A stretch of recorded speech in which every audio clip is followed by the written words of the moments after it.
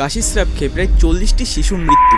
ভাবতে কষ্ট হচ্ছে, তাই তো? তবে চলুন আমরা সত্যিটা ডিটেলসে জানার চেষ্টা করি। 31শে আগস্ট 2025 চিন্দোয়ার মধ্যপ্রদেশ। মাত্র 3 বছরের একটা শিশু হালকা জ্বর ও কাশি নিয়ে হাসপাতালে ভর্তি হয়েছিল। ডাক্তার তাকে দেন কোল্ড ড্রিপ কফ সিরাপ। কিছু সময়ের মধ্যে অবস্থা ভয়ঙ্কর হয়ে যায়, বারবার বমি, চোখ ফোলা, প্রস্রাবে জ্বালা, এমনকি কিডনি ফেলিয়ার কারণে শিশুটি মারা যায়। মধ্যপ্রদেশ ও রাজস্থানে এই সিরাপের কারণে 40টিরও বেশি শিশু মারা গেছে, আর অসংখ্য শিশু এখনো পর্যন্ত হাসপাতালে ভর্তি। পরীক্ষায় দেখা গেছে সিরাপে ছিল 46% প্রাণঘাতী রাসায়নিক ডাইথিলিন গ্লাইকল ও ইথিলিন গ্লাইকল।